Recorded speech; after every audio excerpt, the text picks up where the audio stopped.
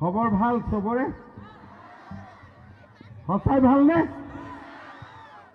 ভাত পানী খাই আহিছে নে খোৱা নাই হা ভাত খোৱা নাই আৰে বহুত বেয়া কথা হ'ল তথাপিতো গাত বল আছে নে নাই তেলা মোৰ লগত একেলগে ক'ব অলপ ডাঙৰকৈ ক'ব দেই চবেই ভাৰত মাতা কি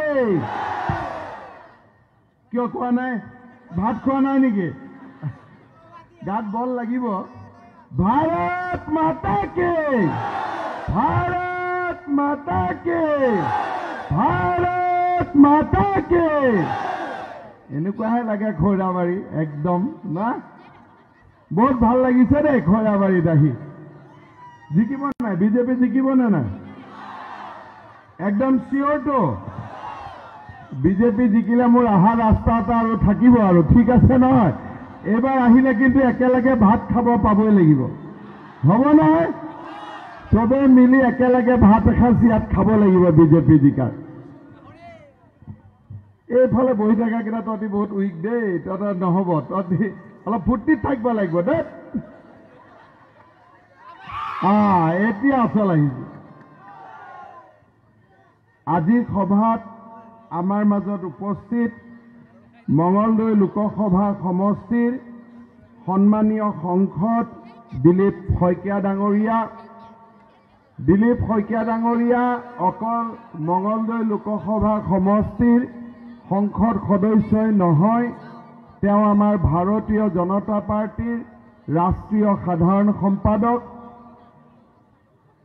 আজি আমাৰ মাজত উপস্থিত ৰাজ্যসভাৰ প্ৰাক্তন সাংসদ বিশ্বজিৎ দৈমাৰী ডাঙৰীয়া অসম চৰকাৰৰ মোৰ সতীৰ্থ মন্ত্ৰী ভৱেশ কলিতা ডাঙৰীয়া সন্মানীয় বিধায়ক ইমানুৱেল মুছাহৰী ডাঙৰীয়া গুৰুজ্যোতি দাস ডাঙৰীয়া ওদালগুৰি জিলাৰ সভাপতি কাৰ্তিক বড়ো ডাঙৰীয়া আমাৰ ৰাজ্যিক জনজাতি মৰ্চাৰ সভাপতি হৰেণ দেউৰী ডাঙৰীয়া শৰণীয়া কছাৰী ছাত্ৰ সন্থাৰ প্ৰাক্তন সভাপতি ৰমেশ দাস ডাঙৰীয়া অজয় হাজৰিকা ডাঙৰীয়া আমাৰ জ্যেষ্ঠ কাৰ্যকৰ্তা কমলা শৰ্মা ডাঙৰীয়া আৰু আপোনালোকৰ অতিকে মৰমৰ খৈৰাবাৰী সমষ্টিৰ পাৰিষদীয় প্ৰাৰ্থী ভৱেন্দ্ৰ বড়ো ডাঙৰীয়া খৈৰাবাৰীৰ ৰাইজ আইসকল আৰু যুৱক যুৱতী বন্ধু বান্ধৱীসকল সকলোৱে ভৱেন বড়োক এটা দীঘলীয়া হাত চাপৰিৰে আশীৰ্বাদ দিবৰ কাৰণে মই অনুৰোধ কৰিছোঁ শ্ৰদ্ধাৰ ৰাইজ আজি আপোনালোকৰ মাজত আহি ইমান মনটো ভাল লাগিছে ইমান ৰাইজৰ ইয়াত সমাগম একেবাৰে ৰাস্তালৈকে যোৱাকালি ইয়াত বিপিএফৰ মিটিং এখন হৈছিল ওপৰৰ পৰা মই দুইখন মঞ্চ চাইছোঁ বিপিএফৰ মঞ্চখন ক্লাছ 5 যেন লাগে আৰু আমাৰ মঞ্চখন পুৰা একদম ইউনিভাৰ্চিটি লাগে হয় নহয় মই ওপৰৰ পৰা চাইছোঁ আপোনালোকেতো নিজে দেখি আছে মই ওপৰৰ পৰা মোক দেখুৱাইছে দিলীপ শইকীয়া ডাঙৰীয়াই যে দাদা যোৱাকালি ইয়াতে বিপিএফৰ মিটিং হৈছিল হয় নেকি কথাটো হয়নে হয় এৰা সৰু এনেকুৱা হয়নে এই দুইখন মিটিং আমাৰতো সাংবাদিকসকলে তুলনা কৰিব জানেই ৰাইজেও তুলনা কৰিব জানে দুইখন মিটিং তুলনা কৰিলে আমি কি ক'ম যে ভৱেন বড়ো জিকি গ'ল জিকা কনফাৰ্ম হৈ গ'ল হয় নহয় আজি ৰাইজ আপোনালোকৰ মৰমৰ বাবে আপোনালোকৰ স্নেহৰ বাবে মই আপোনালোকক ধন্যবাদ আৰু কৃতজ্ঞতা জনাইছোঁ যোৱাকালি আমাৰ বাবে অত্যন্ত আনন্দৰ দিন আছিল যোৱাকালি আপোনালোকে যিসকলে টিভি চাই ফেচবুক চাই দেখিছে যোৱাকালি তামুলপুৰত প্ৰায় 50,000 লোক এই 50,000 লোকৰ মাজত বিপিএফ দলৰ ৰাজ্যসভাৰ সাংসদ বিশ্বজিৎ দৈমাৰী ডাঙৰীয়া আৰু তামুলপুৰ সমষ্টিৰ সংসদ ইমানুৱেল মুছাহাৰী ডাঙৰীয়াই ভাৰতীয় জনতা পাৰ্টিত যোগদান কৰে। যোৱাকালি বাস্কাত তামুলপুৰ যোনে দেখিছে আৰু আজি যোনে খৈৰাবাৰী দেখিছে, কাৰো মনত সন্দেহ নাই যে এইবাৰ কোকৰাঝাৰত বিজেপি চৰকাৰ হ'বই, তাত আৰু এতিয়া কোনো সন্দেহ নাই।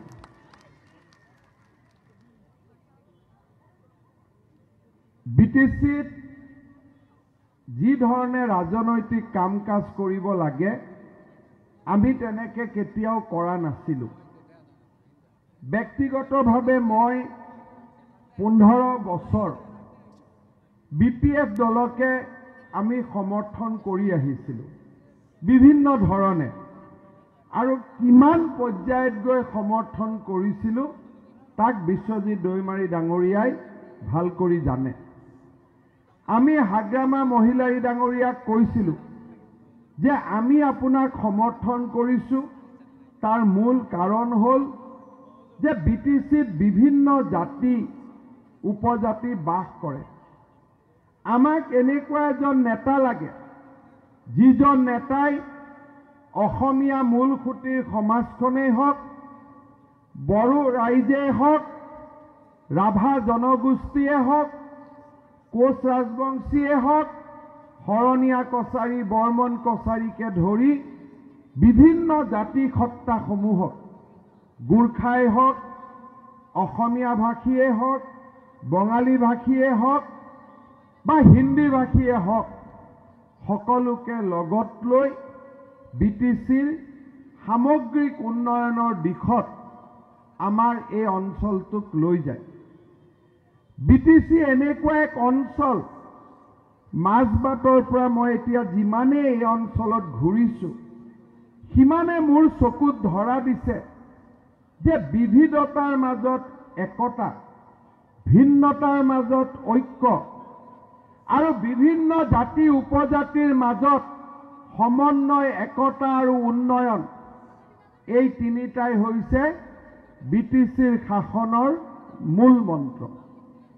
কিন্তু আজি 15টা বছৰৰ পিছত যেতিয়া আমি বিটিচিলৈকে ঘূৰি চাওঁ, দিনক দিনে ইয়াত অন্যায়, অসমতা আৰু বিকাশৰ নামত দুৰ্নীতি, আজি আমাৰ সমাজ লাহে লাহে অৱক্ষয়ৰ ফালে আগবাঢ়িছে।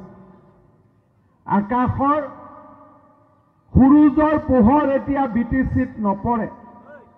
অন্ধকাৰৰ কলীয়া ডাৱৰে আজি বিটিচিখনক আৱৰি লৈছে। মই বিশ্বাস কৰিব নোৱাৰো যে মোৰ মাটি, মোৰ দেউতা ককাই দি থৈ যোৱা মাটি মই কিয় বিক্ৰী কৰিব নোৱাৰো? এই বিটিচিৰ মাটি মই কিয় কিনিব নোৱাৰো? মই কিয় দ্বিতীয় শ্ৰেণীৰ নাগৰিক? মোৰ অধিকাৰ কিয় নাই?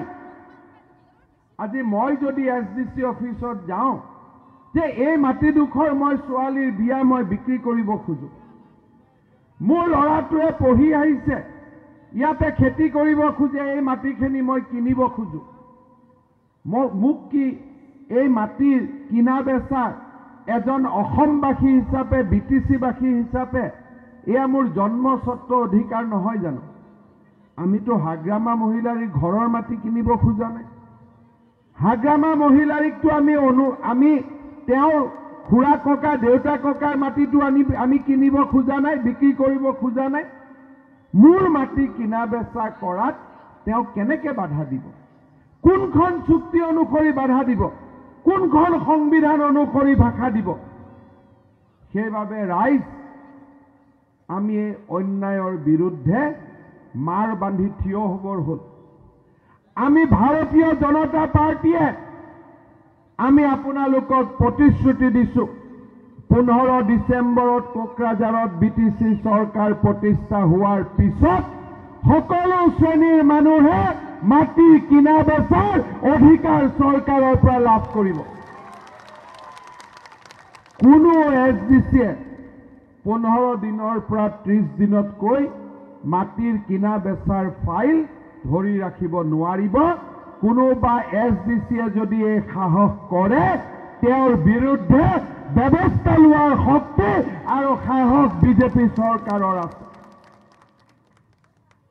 কেইদিনমান আগতে ডিব্ৰুগড়ৰ পৰা ধুবুৰীলৈ চৰকাৰী মাটিত বাস কৰি থকা ৰাইজক আমি ম্যাদী পট্টা দিলোঁ।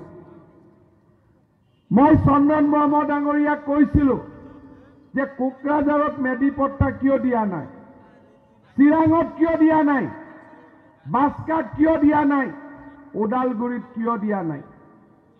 তেওঁলোকৰ উত্তৰ নাই। তেওঁলোকে দিব নোখোজে।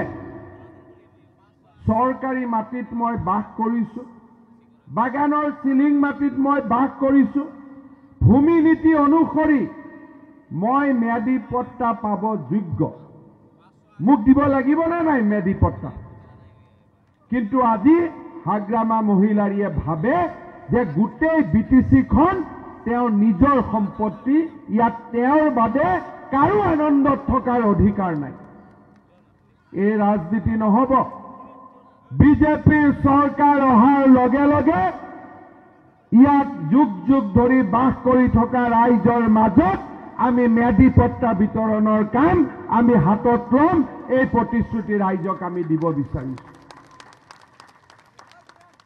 শ্ৰদ্ধাৰ ৰাইজ, ভূমিৰ ওপৰত, এই মাটিৰ ওপৰত মোৰ অধিকাৰ কাঢ়ি নিয়াৰ BPF দলৰ কোনো সাংবিধানিক ক্ষমতা নাছিল। আজি তেওঁলোকে পৰীক্ষাৰ প্ৰশ্ন কাকত কাটে। আমি সন্মান কৰোঁ যে বড়ো ভাষাত প্ৰশ্ন কাকত কটা উচিত, কিন্তু লগত অসমীয়া ভাষাটো পৰীক্ষাৰ প্ৰশ্ন কাকত কাটিব নালাগিব জানো?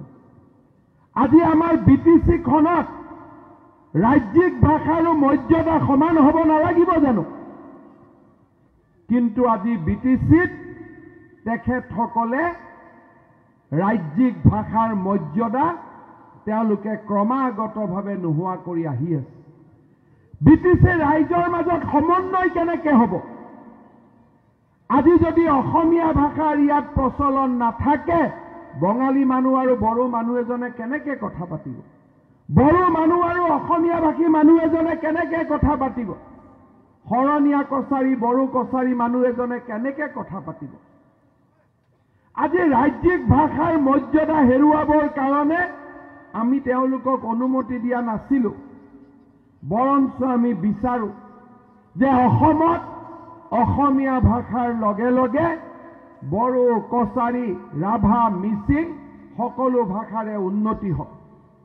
আৰু সেইবাবে আমি সিদ্ধান্ত লৈছোঁ নতুন শিক্ষা নীতিত যে পঞ্চমমান শ্ৰেণীলৈকে সকলোৱে নিজ নিজ মাতৃভাষাত পঢ়িবলৈ সুবিধা পাব লাগিব। বড়ো ভাষাৰ শিক্ষক নিযুক্তি হ'ব, ৰাভা ভাষাৰ শিক্ষক নিযুক্তি হ'ব, আজি অসমীয়া ভাষাৰ শিক্ষক নিযুক্তি হ'ব, বাগিচাৰ ভাষাত শিক্ষক নিযুক্তি হ'ব, মিচিঙত শিক্ষক নিযুক্তি হ'ব। আমি অসম চৰকাৰে উদাৰভাৱে সান্থালৰ পৰা, বঙালীৰ পৰা, নেপালী ভাষাৰ পৰা, গোৰ্খা ভাষাৰ পৰা, বড়ো ভাষাৰ পৰা অসমীয়া ভাষালৈকে, কাৰ্বি ভাষাৰ পৰা মিচিং ভাষালৈকে আমি সকলোৰে এটা নতুন সমন্বয় বিচাৰিছোঁ যে ৰাইজে নিজৰ নিজৰ ভাষাত কথা পাতক আৰু তাৰ মাজেৰে অসমৰ বৰ্ণিল সংস্কৃতি আগুৱাই যাওক। কিন্তু কাকো দ্বিতীয় শ্ৰেণীৰ মৰ্যাদা দি নহয়। এই BTCত কোনো নাগৰিক দ্বিতীয় শ্ৰেণীৰ হ'ব নোৱাৰে। এই BTCত বাস কৰা প্ৰতিজন লোকৰ এই BTCত একে আৰু সমান অধিকাৰ থাকিবই লাগিব। এয়া হৈছে আমাৰ জন্মস্বত্ব অধিকাৰ। আজি এইখিনি কথা কওঁতে হাগ্ৰামা মহিলাৰীয়ে মোক বেয়া পাইছে। যোৱাকালি কৈছে মোক বোলে কেবিনেট মন্ত্ৰী হাগ্ৰামা মহিলাৰীয়ে বনাইছে। হাগ্ৰামা মহিলাৰী মই নামটো জনাৰ আগৰ পৰাই মই অসমত কেবিনেট মন্ত্ৰী হৈ আছিলোঁ। তেওঁ কেতিয়ানো তেওঁৰ নামটো যেতিয়া তেওঁ নিজৰ নামটো পাইছে, সেই নামটো পোৱাৰ আগৰ পৰাই মই অসমত মন্ত্ৰী। 2003 চনত BTC চুক্তি, 6 চনত মই তেওঁক লৈ গৈ কোকৰাঝাৰত শাসনত বহুৱাই থৈ আহিছোঁ। 1 চনত মই মন্ত্ৰী, 2 চনত মই মন্ত্ৰীৰ শপত লৈছোঁ। এতিয়া তেওঁ কৈছে হিমন্ত বিশ্ব শৰ্মাক মই BTCত সোমাব নিদিওঁ। আৰে তোমাৰ বাবাৰ সম্পত্তি নেকি? তোমাৰ বাবাৰ সম্পত্তি নেকি কওকচোন? এই BTC অসমৰ হয়নে নহয়? হয়নে নহয়? এই BTC বড়োভূমি আৰু অসম ভূমিৰ ওপৰত হাগ্ৰামা মহিলাৰীৰ অধিকাৰ নাই। এই অধিকাৰ আপোনালোকৰ আছে। এইখন আপোনালোকৰ জন্মভূমি, আপোনালোকৰ কৰ্মভূমি। সেইকাৰণে যোৱাকালি মই কৈছোঁ, হাগ্ৰামা মহিলাৰী ঘৰৰ সন্মুখতে 15 তাৰিখে পিকনিক খাই আহিম। কেনেকেনো আমাক ৰাখে চাই লওঁ। মই কৈছোঁ আমি নিমকি ভয় নকৰোঁ দেই, ফটাক কৰি ভাঙি যোৱাই নিমকি গুণ্ডা মই ভয় তই নকৰোঁ। এইবিলাক কি কথা কয়? এইবিলাক খেলনা পুতনা কেইটামান লৈ পেলাই দুখীয়া মানুহক ধমকি দি দি চলালে হ'ব নেকি? এইবিলাক খেলনা পুতলা, এইবিলাক আমি ভয় নকৰোঁ। আমি বহুত দুনিয়া দেখিছোঁ। হাগ্ৰামা মহিলাই নিজৰ খেলনা পুতলা এই BLT ল'ৰাবিলাকক দেখাই থাকক, মোক দেখাই লাভ নাই। এইবিলাক আমাক দেখাই লাভ নাই। ইমান দিন আমি মৰম কৰিছিলোঁ বুলি আছিলে, ৰাইজে মৰম কৰিছিলোঁ বুলি আছিলে, কিন্তু ৰাইজক শোষণ কৰিবৰ কাৰণে আমি তেওঁক BTC দিয়া নাছিলোঁ। আপোনালোকে চিন্তা কৰক, জব কাৰ্ডখন কাৰ ঘৰত থাকিব লাগে? যাৰ কাৰ্ড তাৰ ঘৰত থাকিব লাগে নে নাই? গাড়ীৰ লাইচেন্স কাৰ তাত থাকে, মটৰচাইকেলৰ লাইচেন্স কাৰ তাত থাকে? নিজৰ লগত থাকে। গাড়ীৰ লাইচেন্স কাৰ লগত থাকে? নিজৰ লগত থাকে। এতিয়া ইয়াত নিয়ম বোলে জব কাৰ্ডবিলাক VCDCৰ ঘৰত থাকিব। কি পোৱালি পাৰিব নেকি তাতে গৈ পেলাই? কিয় VCDCৰ ঘৰত থাকে? ৱেজত পালে, মেটেৰিয়েল কম্পনেণ্টৰ টকা পালে 100 কোটি টকা। ৰাইজক অকণমান একাউণ্টটো চহী কৰাৰ আগতে ৰাইজক অলপ দিলে আৰু গোটেইখিনি ঘৰত খাই থৈ দিলে। এতিয়া মই মাজে মাজে চিন্তা কৰোঁ, যোৱা 15 বছৰত হাগ্ৰামা মহিলাৰী আৰু BPFে ইমান খালে, হাতীয়েও ইমান খাব নোৱাৰে। হাতীয়েও ইমান খাব নোৱাৰে। আৰে মানুহৰ জব কাৰ্ডৰ পইচাও খায় নেকি কওকচোন? পাপ লগা কাম নহয়। বোলে কিবা বোলে VCDC, এইটো কি মাল ওলালে VCDC? এইটো কি বস্তু? আমাকে ছাৰ এইটো আৰু মানে VCDC, এনে VCDC এক গোলটা মাৰিম ক'ত পৰিব ঠিক নাই। VCDC এইটো ক'ৰ পৰা এইটো VCDCৰ জন্ম হ'ল? কোনো ইলেকশ্যন নাই, কোনো কাউণ্টিং নাই, কোনো মানুহ ইলেকশ্যনত উঠিব নোৱাৰে। বোলে মই VCDC, হাগ্ৰামাৰ পকেটত থাকে। ই ৰাতিপুৱা VCDC, গধূলি VCDC, ই আবেলি VCDC। এনেকৈ নিয়ম আছে নেকি কওকচোন? আপোনালোকতো দৰঙত যায়, দৰঙত পঞ্চায়তত ইলেকশ্যন হয় নহয়? শোণিতপুৰত পঞ্চায়তত ইলেকশ্যন হয় নহয়? কামৰূপত পঞ্চায়তত ইলেকশ্যন হয় নহয়? গাঁও সভা হ'ব লাগে নে নাই কিবা বস্তু চিলেক্ট কৰাৰ আগতে? বোলে BTCত কোনো নিয়ম নাই। কি আছে ইয়াত? VCDC। 15 তাৰিখে VCDCক ব্ৰহ্মপুত্ৰত পেলাই দিম আৰু কোনো উঠি আহিব নোৱাৰে। আৰু ব্ৰহ্মপুত্ৰৰ তলত বোকা ইমান আছে, একবাৰ ডুবিলে আৰু উঠিব নোৱাৰে। একদম VCDCক তাতে সোমাই দিব লাগিব, থাক ইয়াতে আৰু যিমান খালি খালি। হয় নহয়? মই শুনিছোঁ, সঁচা মিছা মই নাজানো, বৃদ্ধ পেঞ্চন পালেও বোলে টকা দিব লাগে ইয়াত। হয় নেকি কথাটো? হয় নেকি? আকৌ বোলে বিধৱা পেঞ্চন পাবৰ কাৰণেও টকা দিব লাগে। হয় নেকি? চাওকচোন বাৰু, এই বিধৱা পেঞ্চন, বৃদ্ধ পেঞ্চনত টকা খাব লাগেনে? সি কিমান অধম হ'ব? হয়নে? এই বিধৱা পেঞ্চন, বৃদ্ধ পেঞ্চনত টকা খায়। আকৌ মই শুনিছোঁ প্ৰধানমন্ত্ৰী মোদী ডাঙৰীয়াই যাৰ ঘৰ নাই, 2022 চনৰ ভিতৰত, 2022 চন কিয়? 2022 চনত ভাৰতবৰ্ষৰ স্বাধীনতাৰ ৭৫তম বছৰ হ'ব। এই ৭৫তম বছৰত যেতিয়া ভাৰতবৰ্ষই স্বাধীনতাৰ ৭৫ বছৰত ভৰি দিব নৰেন্দ্ৰ মোদী ডাঙৰীয়াই কেইটামান সংকল্প লৈছিল। প্ৰথম, সকলোৰে ঘৰত বিদ্যুতৰ পোহৰ আহিব লাগিব। দ্বিতীয়তে, সকলো মানুহে এটা হলেও পকী ঘৰত থাকিব অধিকাৰ পাব লাগিব। আৰু তেওঁ কি সংকল্প লৈছিল যে প্ৰতিখন গাঁৱৰ খোৱা পানী পাইপৰ পানী হ'ব লাগিব। এতিয়া বিদ্যুতৰ কাম ৰাজ্য চৰকাৰে কৰিলে, বিদ্যুতৰ কাম হৈ গ'ল।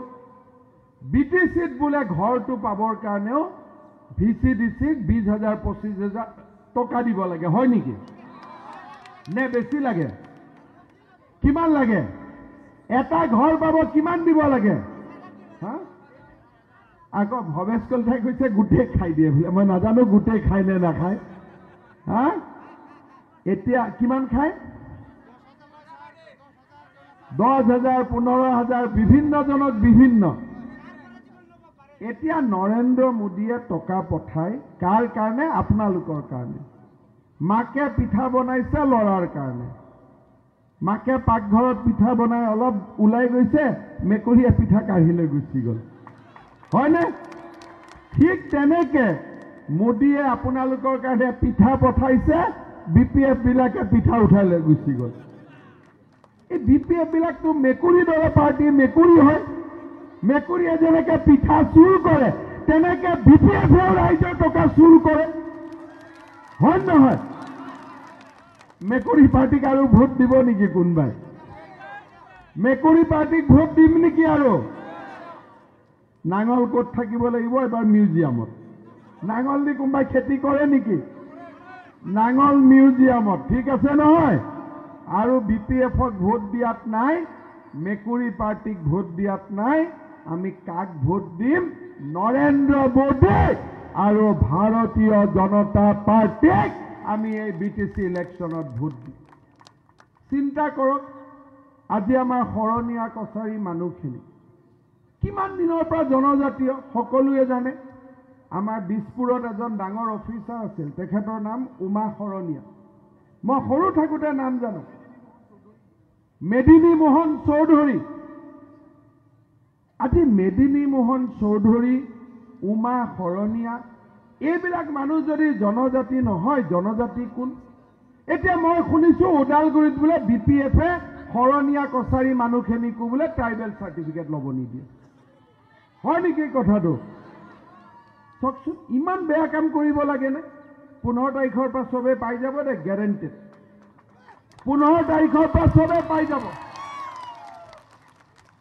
আজি আমাৰ মোক ৰাভা মানুহখিনিও কৈছে যে আমাৰ ৰাভা কাউন্সিলক 6ষ্ঠ অনুসূচীৰ বাবে ব্যৱস্থা কৰিব লাগে আৰু ৰাভা কাউন্সিলৰ বাহিৰত থকা ৰাভা মানুহসকলকো এখন পৰিষদ দিব লাগে। আমি বিবেচনা কৰিম। মোক আমাৰ প্ৰাৰ্থী ভৱেন বড়ুৱে কৈছে এই কথাবিলাকো আমি নিশ্চয় বিবেচনা কৰিম। খৈৰাবাৰীত এটা ষ্টেট বেংকৰ ব্ৰাঞ্চ লাগে, হয় নহয়? আমাৰ বহুত অসুবিধা হৈ আছে। আৰু খৈৰাবাৰীৰ পৰা ডাইৰেক্টলি ASTCৰ বাছো চলিব লাগে গুৱাহাটীলৈকে, হয় নহয়? এই দুটা কাম মই কৰি দিম, যেনে তেনে চিন্তা কৰিব নালাগে, ঠিক আছে? এই দুইটা কাম মই কৰি দিম। আপোনালোকে আমাৰ এই অঞ্চলত যিটো ধৰণে উন্নতি হ'ব লাগিছিল সেই ধৰণে উন্নতি হোৱা নাই। ৰাস্তা ঘাট এতিয়াও আমি পিছ পৰি আছোঁ। প্ৰত্যেক বছৰে আমি BTCক 1,000ৰ পৰা 1,500 কোটি টকালৈকে আমি দিওঁ। কেইদিনমানৰ ভিতৰতে অহা কালি বা পৰহি গুৱাহাটীত আমাৰ এখন সাংবাদিক মেল হ'ব, য'ত আমি আমাৰ নিৰ্বাচনী ঘোষণাপত্ৰ উলিয়াম। তাতে মই আপোনালোকক হিচাপ দিম যে আমি BTCক কিমান টকা দিলোঁ, কিহৰ কাৰণে দিলোঁ। খোৱা পানী কৰিব, ৰাস্তা বনাব। এটা BTCত নিয়ম যে এই টকা দি ৰাস্তাও নবনাই, খোৱা পানী নিদিলে, স্কুলো নবনাই, খালি ঠিকাদাৰক অৰ্ডাৰ দিয়ে। 3,000 কোটি টকাৰ বাকী অকল ঠিকাদাৰক দিব আছে আপোনালোকে চিন্তা কৰক আৰু এই ৩,০০০ কোটি টকা দি কি কিনিলে কি বস্তু বিলালে মানুহৰ মাজত আজি অৰুণোদয় আঁচনিও ৰাজ্য চৰকাৰে আনিছে কলেজত বিনা পইচাৰ নামভৰ্তিও ৰাজ্য চৰকাৰে আনিছে পাঠ্যপুথিও ৰাজ্য চৰকাৰে দিয়ে বৃদ্ধ পেঞ্চনো ৰাজ্য চৰকাৰে দিয়ে বিধৱা পেঞ্চন ৰাজ্য চৰকাৰে দিয়ে বিনামূলীয়া চাউল ৰাজ্য চৰকাৰে দিয়ে গেছ নৰেন্দ্ৰ মোদীয়ে দিয়ে আজি প্ৰধানমন্ত্ৰীৰ ঘৰ নৰেন্দ্ৰ মোদীয়ে দিয়ে আজি আমি দিয়া টকাৰে বিটিচিয়ে কি কৰে এই কথাখিনি সুধিলে কি কয় বোলে হিমন্ত বিশ্ব শৰ্মা বিটিচিত আহিব নালাগে আৰে আমি টকা পঠাম আৰু আমি নাহিম এইটো কেনেকৈ হ'ব পাৰে আমি আহিব লাগে নে নাই বিটিচিত আমি আহিব লাগে নে নাই এতিয়া হাগ্ৰামা মহিলাই কয় যে মোৰ শপতত এবাৰ আমি হিমন্তক নামাতো আৰে তোমাৰ শপত এইবাৰ শপত বিজেপিৰ হ'ব কোনো বিপিএফৰ শপত নহয় আৰু দেই এইবিলাক চিন্তা কৰি লাভ নাই কাৰ শপত হ'ব এইবাৰ কাৰ শপত হ'ব কাৰ শপত হ'ব একদম পদুম ফুলত ভোট দিব লাগিব দেই কি ফুলত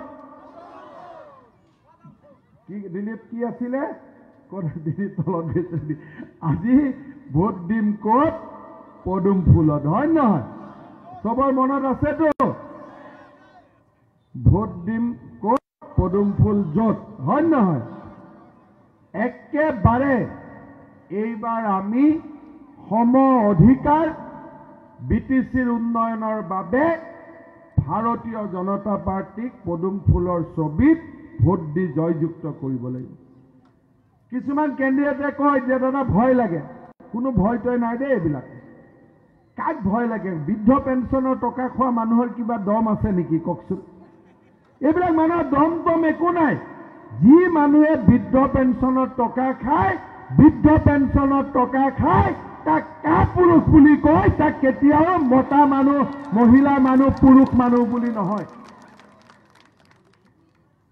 নৰেন্দ্ৰ মোদী কিমান ডাঙৰ লিডাৰ মোদী ডাঙৰীয়াই যেতিয়া লালকিল্লাত পতাকা উঠায় মোদী ডাঙৰীয়াই কি কয় যে মই ৰাষ্ট্ৰৰ প্ৰধান সেৱক কি কয় প্ৰধান সেৱক সেৱক মানে কোন যোনে ৰাইজৰ সেৱা কৰে আজি মই ইয়াত আহি থিয় হৈ আছো কিয় থিয় হৈ আছো আপোনালোকে মোক ভোট দিয়াৰ কাৰণেহে ৰাইজে মোক ভোট দিয়াৰ কাৰণেহে মোৰ দেউতা মাৰ পৰিচয়ৰ কাৰণে মই মন্ত্ৰী হোৱা নাই ৰাইজৰ আশীৰ্বাদৰ বাবেহে মই ইয়াত মন্ত্ৰী হৈ থিয় হৈ আছো লাও ক'ত জন্মে পাতৰ তলত নে ওপৰত লাও সদায় পাতৰ তলত মন্ত্ৰী বিধায়ক পাতৰ তলত ৰাইজৰ ওপৰত কোনো থাকিব নোৱাৰে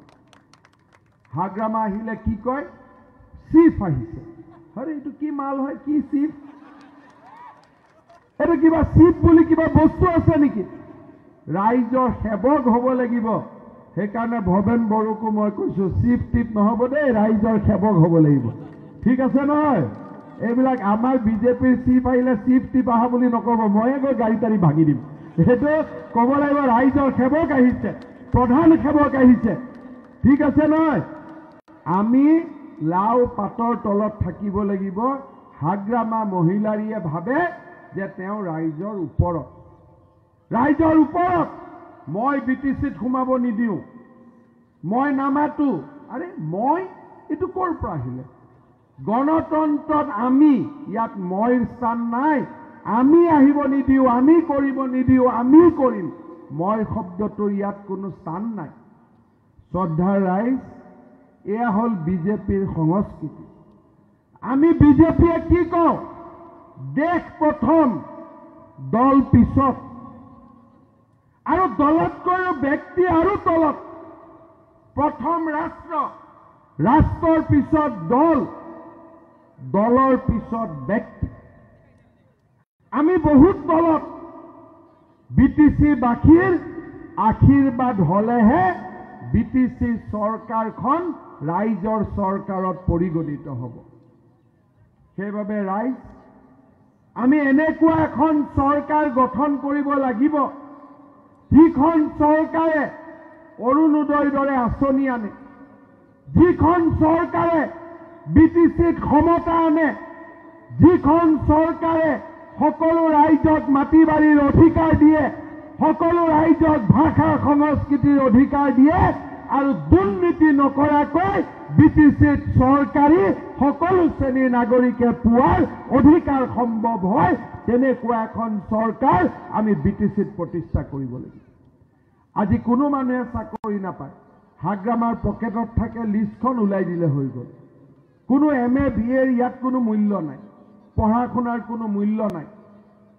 তেনেকুৱা চৰকাৰ আমাক নালাগে। ৰাইজ ইয়াত কিছুমান সংগঠন আছে, আমাৰ শ্যামল চৰকাৰ ছিষ্টেমত কিবা ভোটাৰৰ ভয় খুৱাব, কিবা ভয় খুৱাব।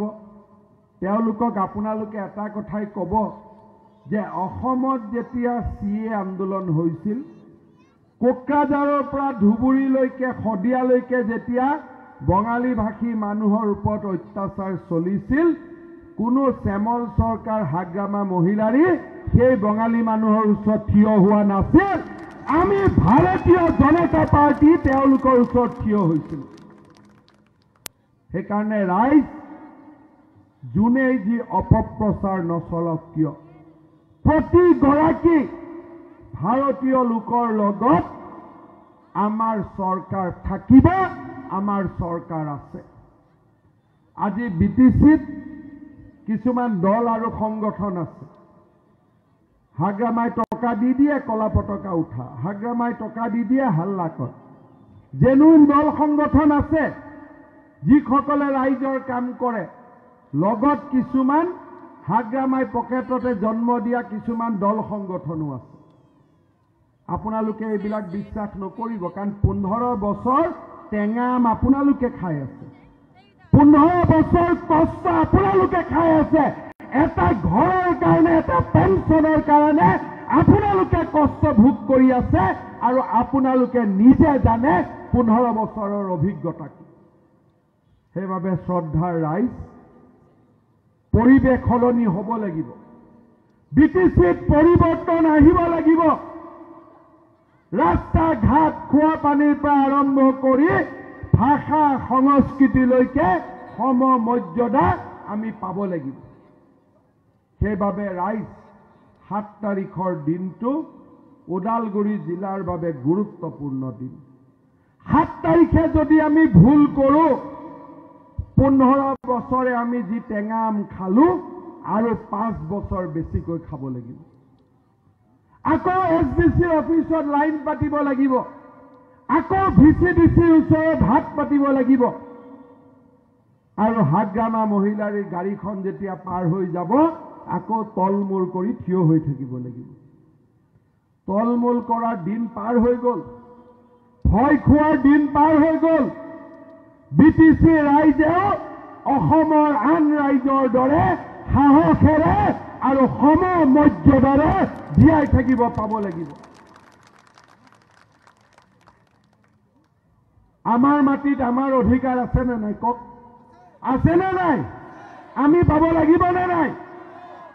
আজি আমি নৰেন্দ্ৰ মোদী ডাঙৰীয়া আৰু দিছপুৰৰ পৰা পঠোৱা প্ৰত্যেকটো চৰকাৰী আঁচনি এটকাও ঘোষ নিদিয়াকৈ আমি পাব লাগিব। শ্ৰদ্ধাৰ ৰাইজ, ইলেকশ্যন পাৰ হৈ যাওক, ইলেকশ্যনৰ মাজতে হওক পিছতে হওক, মই খৈৰাবাৰীত আৰু এবাৰ আহিম। যিমান বেয়া ৰাস্তা ঘাট আছে লাহে লাহে আমি সকলো ঠিক কৰি দিম, সকলোখিনি লাহে লাহে আমি ঠিক কৰি দিম। বিধানসভা নিৰ্বাচনৰ আগতেই আপোনালোকে ঝলক এটা দেখা পাব যে কাম আৰম্ভ হৈ গৈছে। বহুদিন মই সময় লোৱা নাই।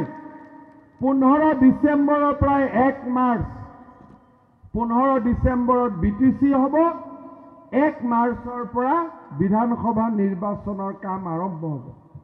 এই জানুৱাৰী আৰু ফেব্ৰুৱাৰী মাহৰ ভিতৰতে যিমানখিনি পাৰোঁ খৈৰাবাৰীৰ ৰাস্তা ঘাট উন্নয়নৰ কাৰণে আমি কাম কৰিম। সেই প্ৰতিশ্ৰুতি মই আপোনালোকক আজি দি থৈ গৈছো। শ্ৰদ্ধাৰ ৰাইজ, আমি আপোনালোকৰ লগত থাকিম। ভাৰতীয় জনতা পাৰ্টি আপোনালোকৰ লগত থিয় হৈ থাকিব।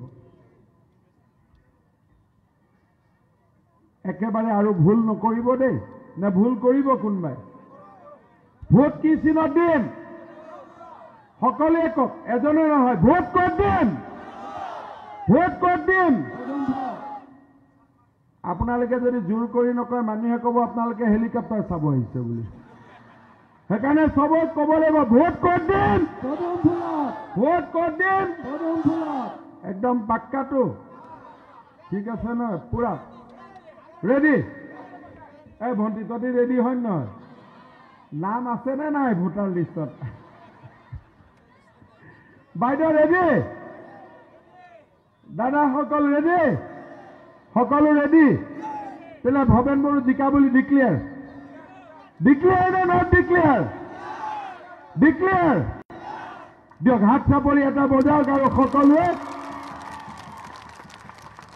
দিলীপ ভাই, তুমিও ভাগ্যৱান, ইমান মৰমীয়াল মানুহৰ MP। হা, ইমান মৰমীয়াল ৰাইজ মই ক'তো দেখাই নাই, হয় নহয়? আপোনালোকে মোৰ লগত ক'ব, ভাৰত মাতা কি, ভাৰত মাতা কি। এবাৰ হাগ্ৰামা মহিলাৰে শুনাকৈ কম হা, যাতে আজিয়ে বেটাৰী ফিউজ হৈ যায়। ঠিক আছে নহয়? মোৰ লগত একেলগে ক'ব, ভাৰত মাতা কি, ভাৰত মাতা কি, বন্দে বন্দে বন্দে। বহুত বহুত ধন্যবাদ। আকৌ এবাৰ আহিলে ভাত খাম দে, আজিয়ে ফিক্স একদম। হা, আৰু এবাৰ ক'ব লাগিব। এবাৰ কি ক'ম? নৰেন্দ্ৰ মোদী জিন্দাবাদ, নৰেন্দ্ৰ মোদী, নৰেন্দ্ৰ মোদী, নৰেন্দ্ৰ মোদী, নৰেন্দ্ৰ মোদী। দিল্লীত মোদী ডাঙৰীয়াই শুনিছে, আৰু মোদী ডাঙৰীয়াৰ পৰা যিমান পাৰো এসোপা উন্নয়নমূলক কাম আমি খৈৰাবাৰীৰ কাৰণে লৈ আহিম। ঠিক আছে? বহুত বহুত ধন্যবাদ।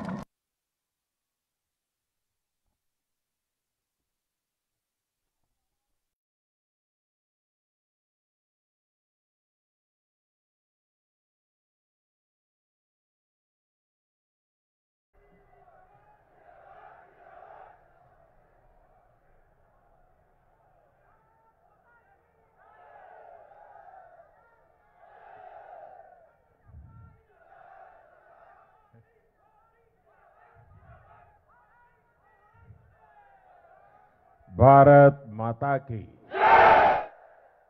भारत माता की। मंच पर विराजमान असम के राज्यपाल श्रीमान जगदीश मुखी जी, मुख्यमंत्री श्रीमान सर्बानंद सोनोवाल जी, मंत्री श्री हिमंता बिश्वा शर्मा जी,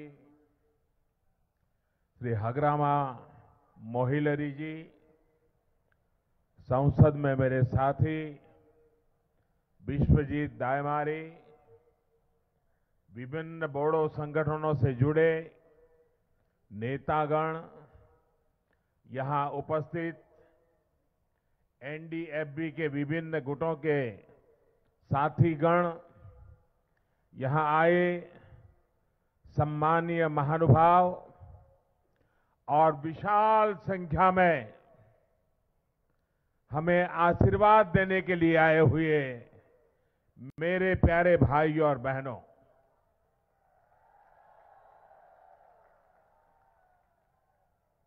खुलुमबाय,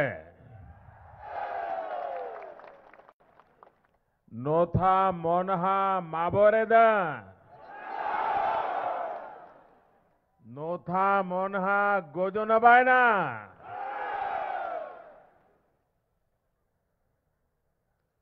मैं असम बहुत बार आया हूं, यहां पर भी आया हूं। इस पूरे क्षेत्र में मेरा आना जाना कई वर्षों से रहा है, कई दशकों से रहा है। प्रधानमंत्री बनने के बाद भी बार बार आपके दर्शन के लिए आता रहा हूं, लेकिन आज जो उत्साह, जो उमंग आपके चेहरे पर देख रहा हूं, वो यहां के औरोनाई और डोखोना के रंगारंग माहौल से भी अधिक संतोष देने वाला है। सार्वजनिक जीवन में, राजनीतिक जीवन में बहुत रैलियां देखी है, बहुत रैलियों को संबोधित किया है, लेकिन जीवन में कभी भी इतना विशाल जनसागर देखने का सौभाग्य नहीं मिला था। जो लोग राजनीतिक जीवन के पंडित हैं, वो जरूर इसके विषय में कभी न कभी कहेंगे कि आजादी के बाद की हिंदुस्तान की सबसे बड़ी कोई पॉलिटिकल रैली हुई तो आज ये विक्रम आपने प्रस्थापित कर दिया है, ये आपके कारण हुआ है। मैं हेलीकॉप्टर से देख रहा था, हेलीकॉप्टर से भी कहीं नजर पहुंचाओ लोग ही लोग दिख रहे थे। मैं तो देख रहा था उस ब्रिज पर कितने लोग खड़े हैं, कहीं कोई गिर जाएगा तो मुझे बहुत दुख होगा, इतने लोग खड़े। भाइयों बहनों, आप इतनी बड़ी तादाद में जब आशीर्वाद देने आए हैं, इतनी बड़ी तादाद में यहां की माताएं बहनें आशीर्वाद देने आई है, तो मेरा विश्वास और बढ़ गया है। कभी कभी लोग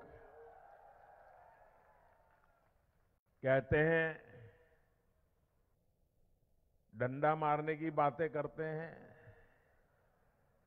लेकिन जिस मोदी को इतने बड़ी मात्रा में माताओं बहनों का सुरक्षा कवच मिला हो, उस पर कितने ही डंडे गिर जाएं, उसको कुछ नहीं होता।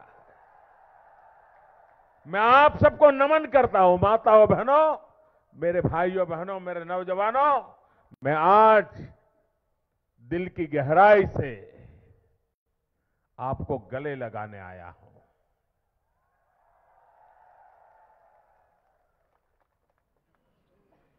असम के मेरे प्यारे भाइयों बहनों को एक नया विश्वास देने के लिए आया हूं। कल पूरे देश ने देखा है किस प्रकार से गांव गांव आपने मोटरसाइकिल रैलियां निकाली, पूरे क्षेत्र में दीप दिए जला करके दिवाली मनाई। शायद दिवाली के समय भी इतने दिए जलते होंगे कि नहीं जलते होंगे, वो मुझे आश्चर्य होगा। मैं कल देख रहा था सोशल मीडिया में भी चारों तरफ आपने जो दिए जलाए उसके दृश्य टीवी में, सोशल मीडिया में सब दूर नजर आ रहे थे। सारा हिंदुस्तान आप ही की चर्चा कर रहा था।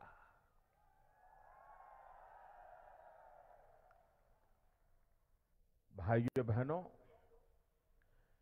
ये कुछ हजारों लाखों दिए जलाने की घटना नहीं है, बल्कि देश के इस महत्वपूर्ण भूभाग में एक नई रोशनी, नए उजाले की शुरुआत हुई है। भाइयों और बहनों, आज का दिन उन हजारों शहीदों को याद करने का है जिन्होंने देश के लिए अपने कर्तव्य पथ पर जीवन बलिदान किया। आज का दिन बोडोफा उपेंद्रनाथ ब्रह्मा जी, रूपनाथ ब्रह्मा जी जैसे यहां के सक्षम नेतृत्व के योगदान को याद करने का है, उनको नमन करने का है। आज का दिन इस समझौते के लिए बहुत सकारात्मक भूमिका निभाने वाले all Bodo students union, national democratic front of Bodoland, उससे जुड़े तमाम युवा साथियों, बीटीसी के चीफ श्री हग्रमा माहिलारे जी और असम सरकार की प्रतिबद्धता, आप सब न सिर्फ मेरी तरफ से अभिनंदन के अधिकारी हैं, लेकिन पूरे हिंदुस्तान की तरफ से अभिनंदन के अधिकारी हैं। आज 130 करोड़ हिंदुस्तानी आपको बधाई दे रहे हैं, आपका अभिनंदन कर रहे हैं, आपका धन्यवाद कर रहे हैं।